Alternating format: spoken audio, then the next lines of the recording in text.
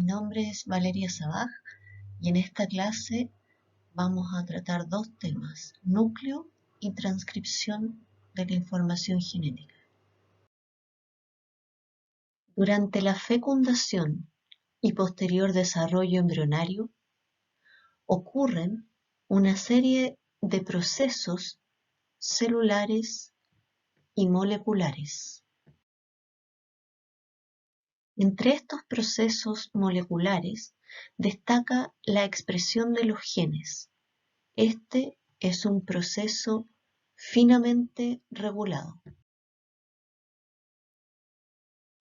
Entre las respuestas celulares observadas secundariamente a estos cambios en la modificación de la expresión de los genes, podemos nombrar respuestas como la proliferación celular, importante tanto durante el desarrollo embrionario como durante la vida adulta. Otra respuesta celular asociada a modificaciones en la expresión génica es la diferenciación. Aquí tienen ustedes un cigoto que tiene un genoma y este genoma va a expresarse diferencialmente en los diversos tipos celulares que se originan a partir de esta primera célula. Se expresará de manera diferente en una neurona, en las células del epitelio respiratorio, leucocitos, células del epitelio renal, células de la mucosa oral. Todas estas células, si pertenecen al mismo individuo, tienen el mismo genoma, pero se está expresando diferencialmente y lo observamos a nivel de microscopía por los diferentes fenotipos celulares.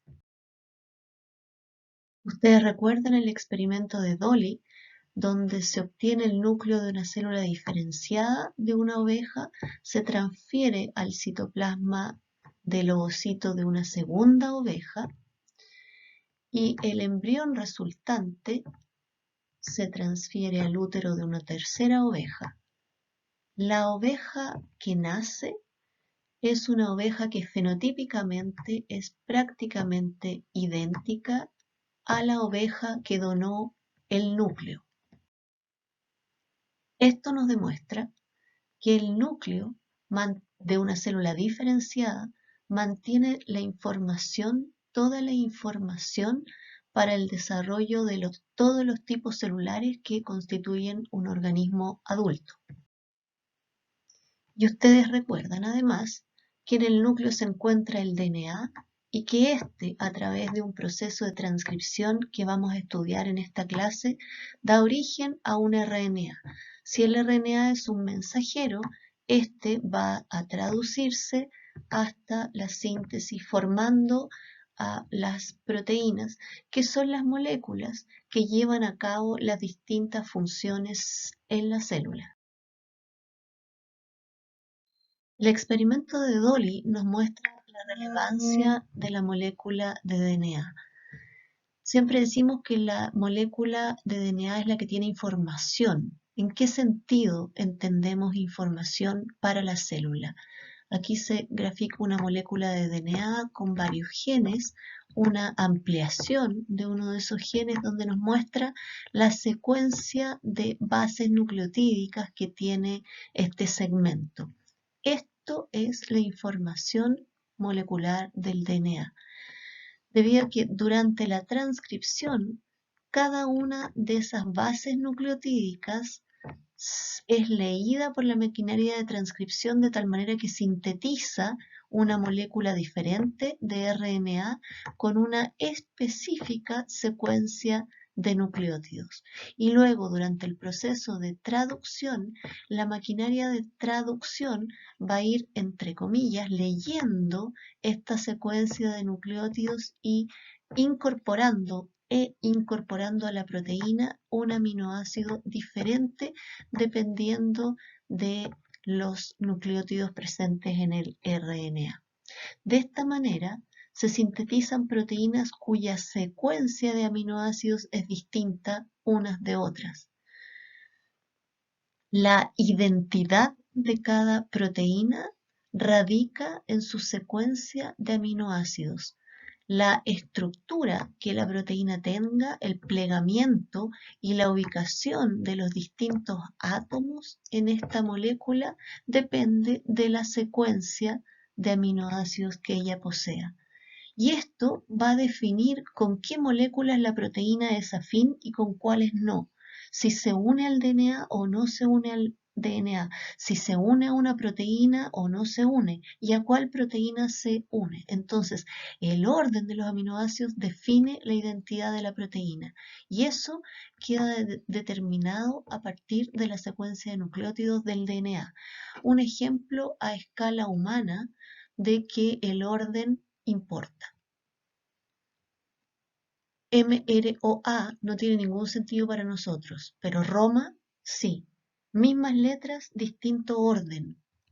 Mismas letras, otro orden más, un significado distinto. Mora. Otro orden, ramo. Y finalmente, lo más importante, las mismas letras forman en un orden diferente otro mensaje. Si analizamos los cambios en la expresión de los genes, mirando las moléculas finales resultantes de esta expresión, las proteínas, observamos que los genes modifican su expresión génica durante la vida. En este gráfico, los niveles de hormona de crecimiento, la hormona de crecimiento es una hormona peptídica, y vemos que ustedes a sus cerca de 20 años ya no tienen la misma cantidad de hormona de crecimiento que tiene mi hija, que tiene 9 años. Y ustedes tienen mucha más hormona de crecimiento que yo, que tengo ya muy poquita. Si observamos ahora las proteínas en una técnica utilizada en el laboratorio ampliamente, en que determinamos la cantidad de una cierta proteína por la intensidad de la mancha que vemos aquí. Esto se llama electroforesis y cada una de estas manchitas que hay aquí corresponde a una proteína distinta. La cantidad de proteína, como decía, queda reflejada por la intensidad de la banda, la intensidad de color de la banda. Entonces vemos como esta proteína, cuyo nombre da lo mismo, está en mucha mayor cantidad en ratas jóvenes que en ratas viejas. Uno podría pensar que la expresión génica globalmente declina con los años, pero fíjense en estos resultados. Aquí hay otra proteína que está en menor cantidad en ratas jóvenes que en ratas viejas. Y vemos aquí otra cuyos niveles no cambian con la edad. Entonces, la expresión génica se modifica con la edad, pero de manera diferencial. No todos los genes disminuyen su expresión, no todos los genes aumentan su expresión y no todos los genes permanecen a lo largo de la vida con el mismo nivel de expresión. Hay procesos patológicos que también se caracterizan por cambios en la expresión génica. Por ejemplo, el cáncer. La expresión de los genes en las células se regulan a diferentes niveles y por distintos mecanismos. Miremos acá, el mismo gen con baja transcripción sintetiza baja cantidad de mensajero, baja cantidad de proteína. Con alta transcripción se sintetizan muchos mensajeros y por lo tanto a la misma velocidad o tasa de traducción se va a sintetizar más proteínas. Por el contrario, el gen B se transcribe a una misma tasa.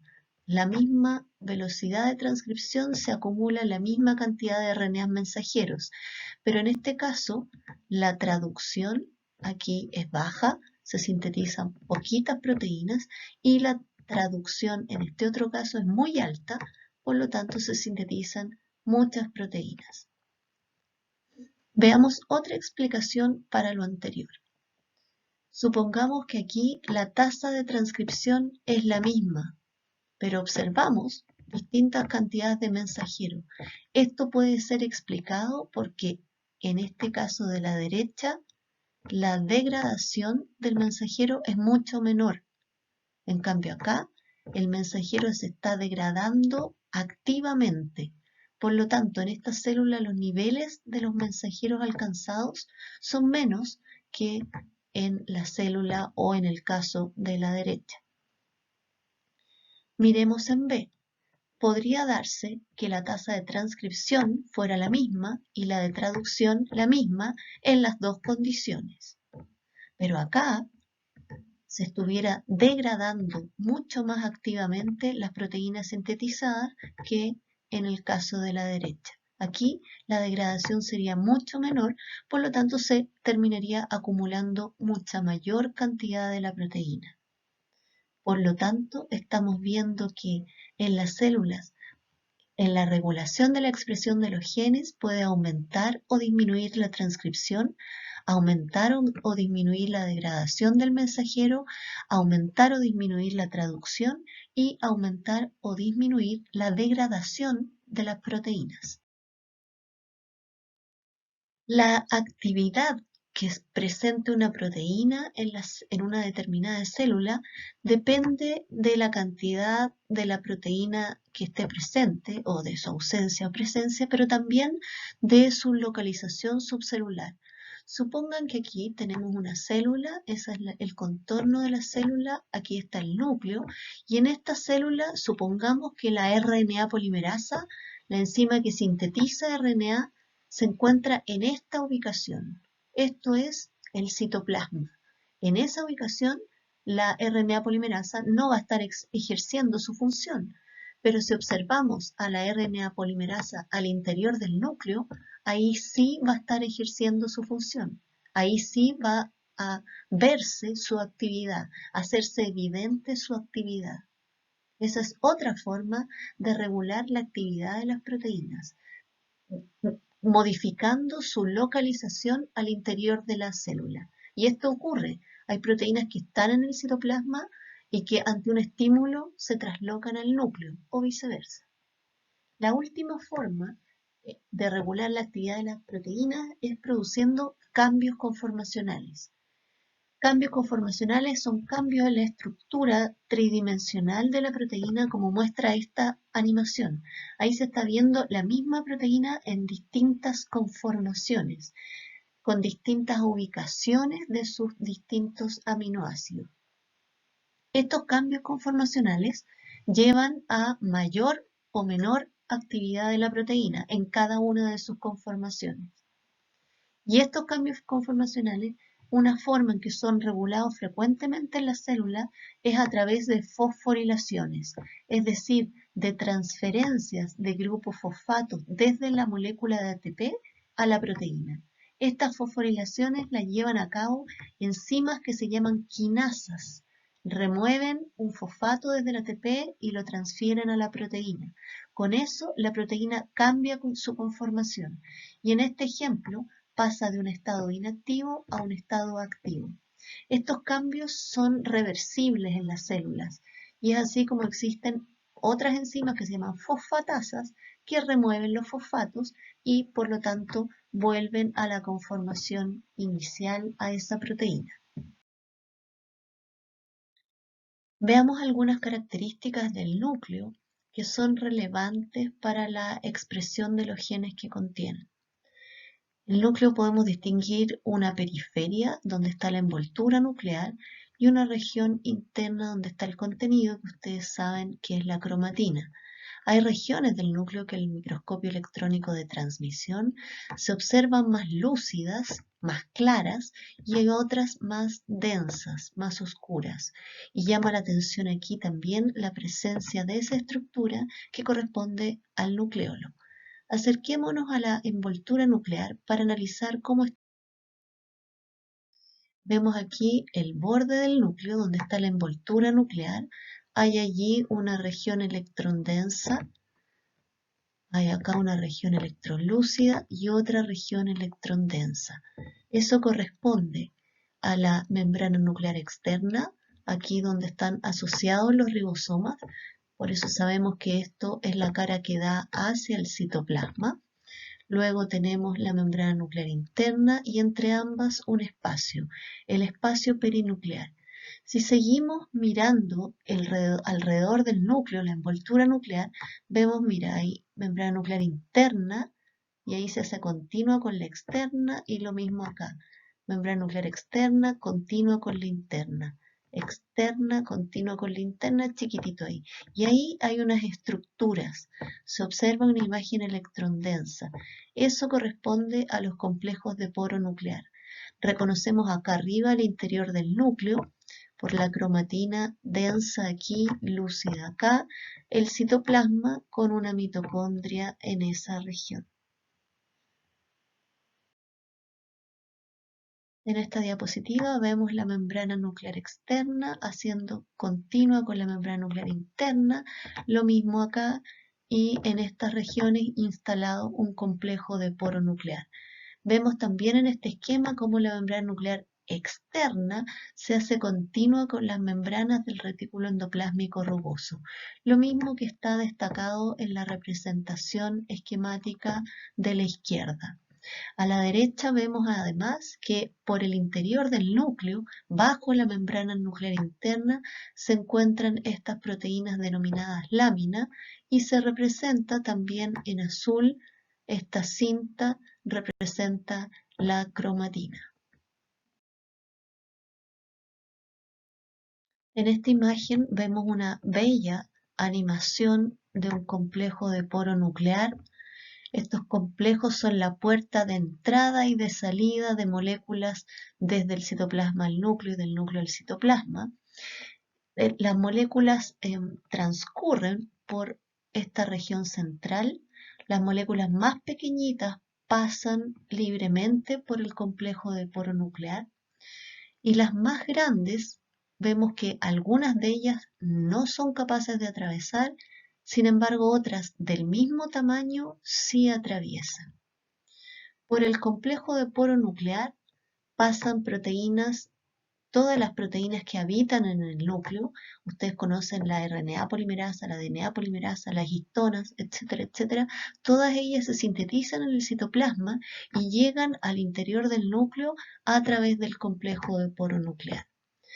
Por otro lado, los RNAs mensajeros y las subunidades ribosomales que se forman en el nucleolo atraviesan desde el núcleo hacia el citoplasma a través de los complejos de poro nuclear.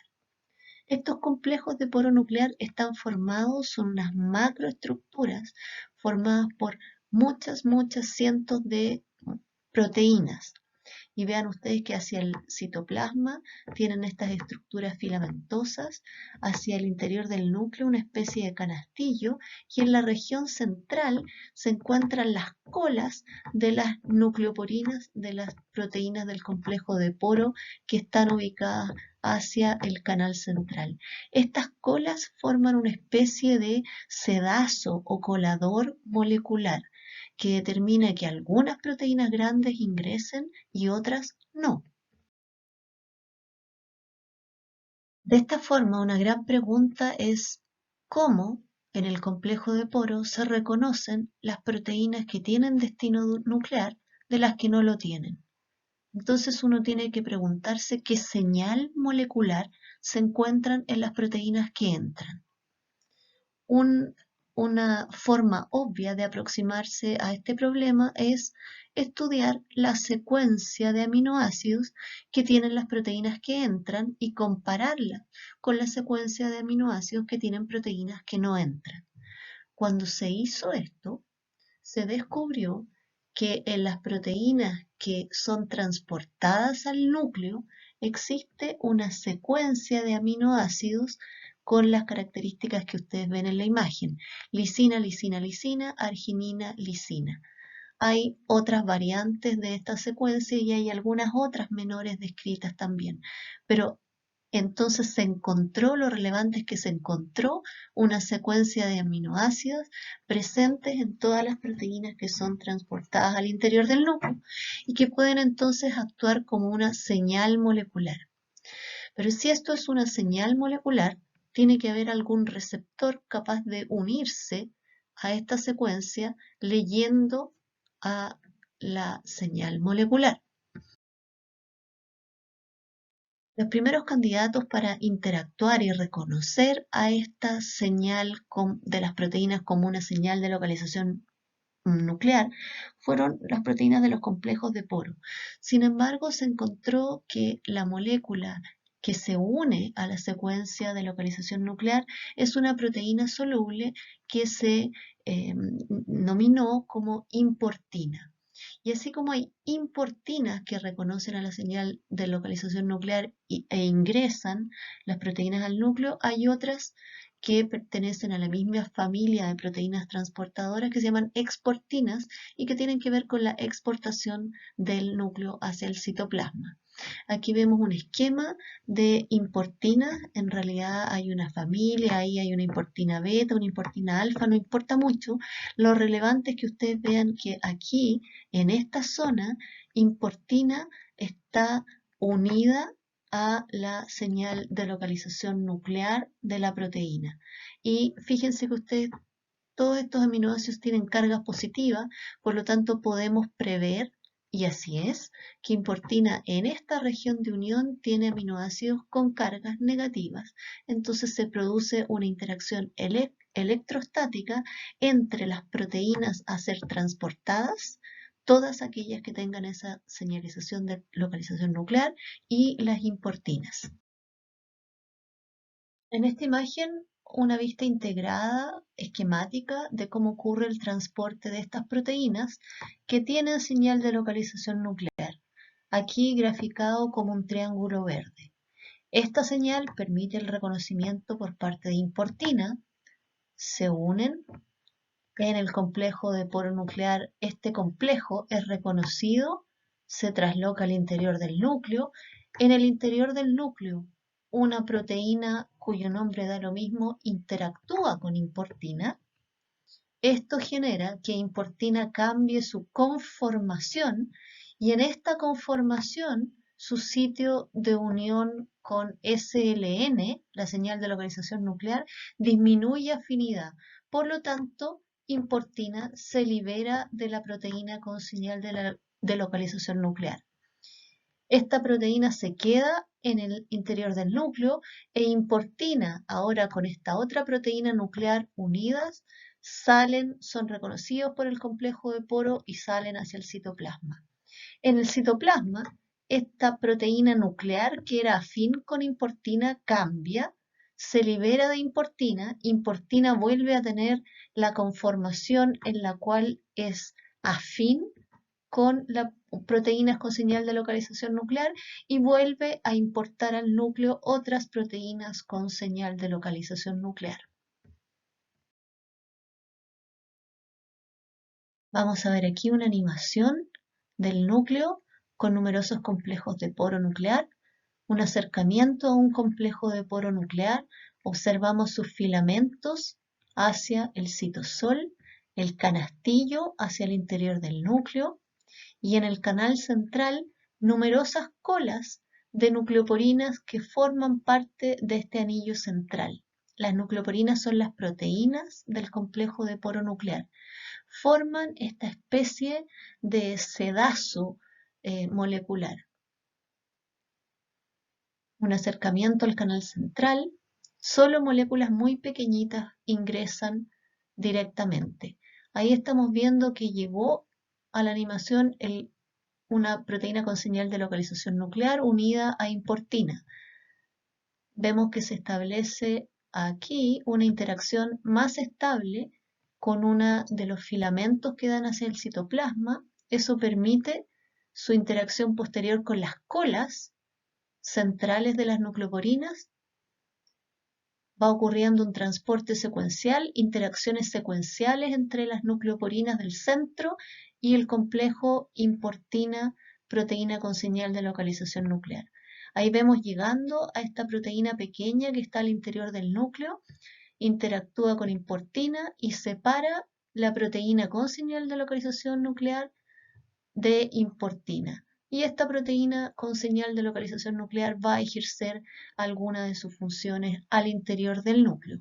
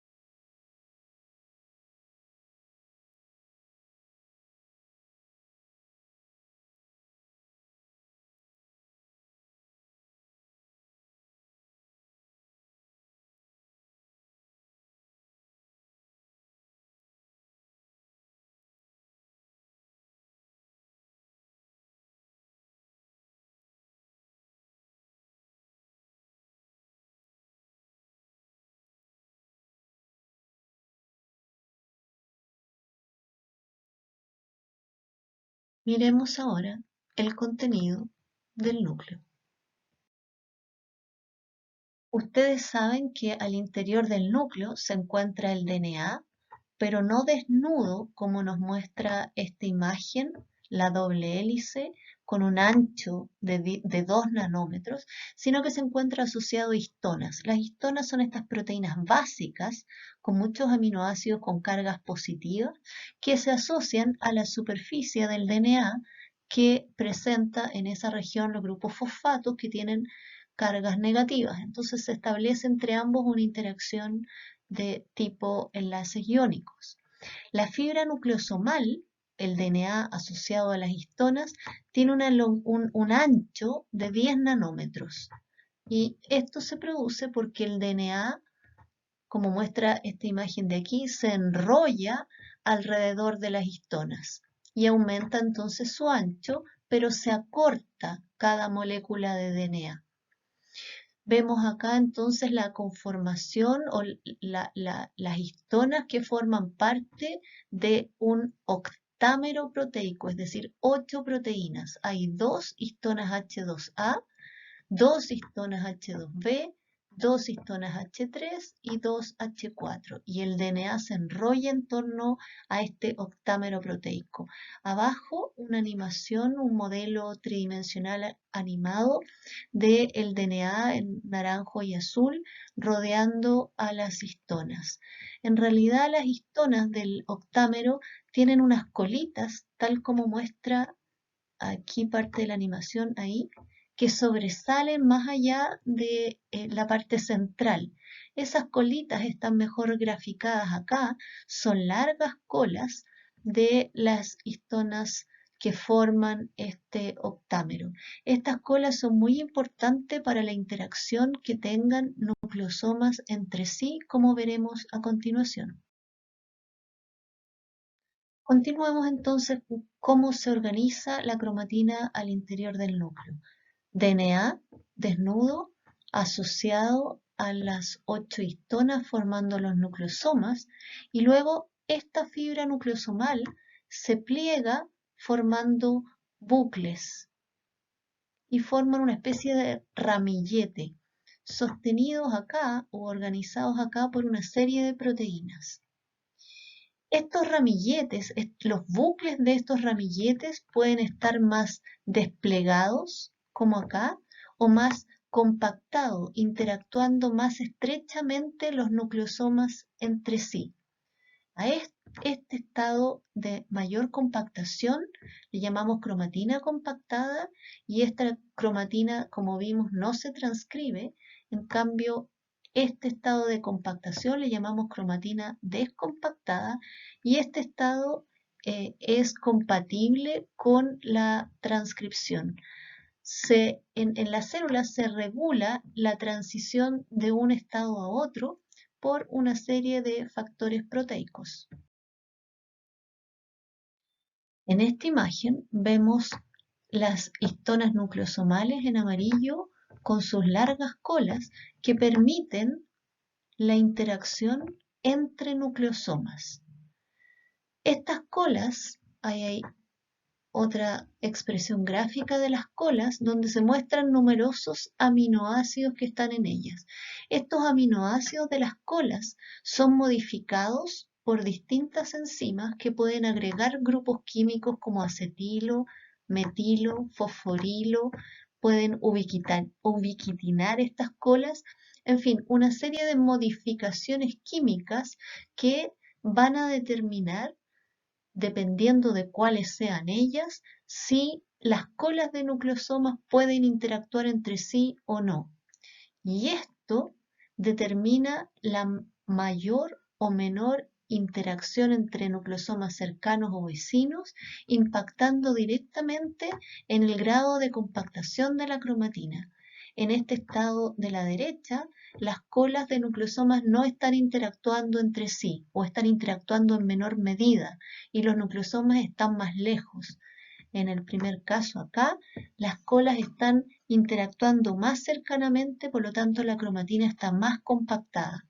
Se puede transitar de un estado a otro en la célula a partir de la actividad que tengan las enzimas que realizan estas diferentes modificaciones. Aquí vemos las colas de las histonas con las distintas modificaciones químicas, lo que determina que se encuentran los nucleosomas en una forma más descompactada o más compactada.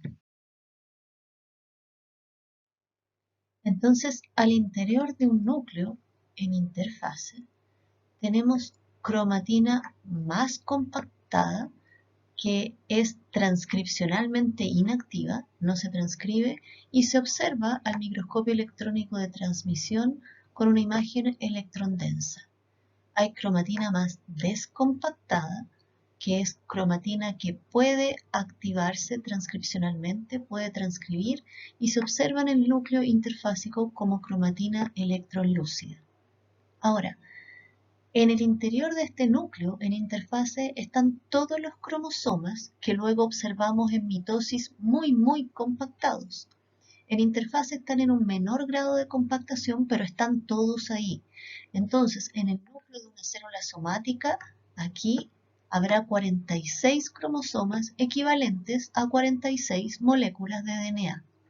Estas moléculas de DNA, aquí representadas, está enrollada en torno a los nucleosomas y está formando estos bucles más compactados o más compactados aquí o menos compactados dependiendo de la región del cromosoma que estemos hablando. Entonces, una molécula de DNA lineal correspondiente a un cromosoma tendrá zonas más compactadas, inactivas transcripcionalmente, y zonas más descompactadas, activas transcripcionalmente. Entonces, los mismos cromosomas que podemos identificar en mitosis muy compactados están presentes en una forma menos compactada al interior del núcleo interfásico, que en el microscopio electrónico no los podemos identificar individualmente, pero hay otras técnicas que nos permiten saber que están aquí. Esta es una representación esquemática que nos muestra los cromosomas en distintos colores, pero con técnicas de biología molecular podemos identificar en la célula de verdad, esto es una imagen real de célula, la localización de los distintos cromosomas, que la microscopía electrónica no nos permitía identificar. Con fluorescencia podemos ver que los cromosomas están ahí en una forma más descompactadas y se distribuyen en territorios específicos, en lugares específicos del núcleo. Al interior del núcleo hay proteínas que forman una especie de núcleo esqueleto. Se denominan proteínas lámina o lámina nucleares. Estas proteínas forman un polímero que se entreteje entre sí y forma, fíjense ustedes aquí, se ve al microscopio electrónico que estas proteínas forman una especie como de tejido parecido a una arpillera. Estas proteínas lámina están acá abajo esquematizadas como una fibra azul. Estas proteínas lámina entonces se ubican por dentro, por debajo de la membrana nuclear interna y se mantienen unidas a esta a través de uniones a proteínas que están presentes en esta membrana. También interactúan con la cromatina, por un lado con la membrana nuclear interna y por otra parte con la cromatina. Aquí hay una imagen real con las proteínas lámina emitiendo fluorescencia en color verde y el DNA en color rojo. Fíjense que forman una gruesa capa en la periferia del núcleo y que en algunas regiones se ve que hay unas especies de filamentos hacia la parte interior. En rojo el DNA entonces se ve una interacción estrecha, una relación espacial estrecha entre proteínas lámina y DNA. Inicialmente se relacionó a las proteínas lámina con el soporte mecánico del núcleo, permitiendo entonces que el núcleo permanezca con esta forma esférica y tenga una cierta resistencia al estrés mecánico. Posteriormente se describió mutaciones en los genes que codifican para estas proteínas lámina, dando origen a láminas con alteraciones. Ustedes ven aquí arriba la distribución de las proteínas lámina normales sin mutaciones y aquí las proteínas láminas con mutación. Se observa un cambio en la morfología del núcleo y en la distribución de estas proteínas. Esta mutación produce una enfermedad, una alteración que se denomina progeria y se relaciona con el fenotipo que estamos observando en estas fotografías. Son niños y niñas que parecen ancianitos y ancianitas. Tienen una piel frágil, ausencia o disminución de los vellos en las cejas, presentan calvicie, una piel frágil, en fin, un fenotipo muy complejo. Este hallazgo determinó posteriores estudios que demuestran que las proteínas lámina, además de tener este rol estructural que permite la resistencia física del núcleo, también parecen relacionadas con la organización de la cromatina y con la correcta expresión del genoma durante el desarrollo.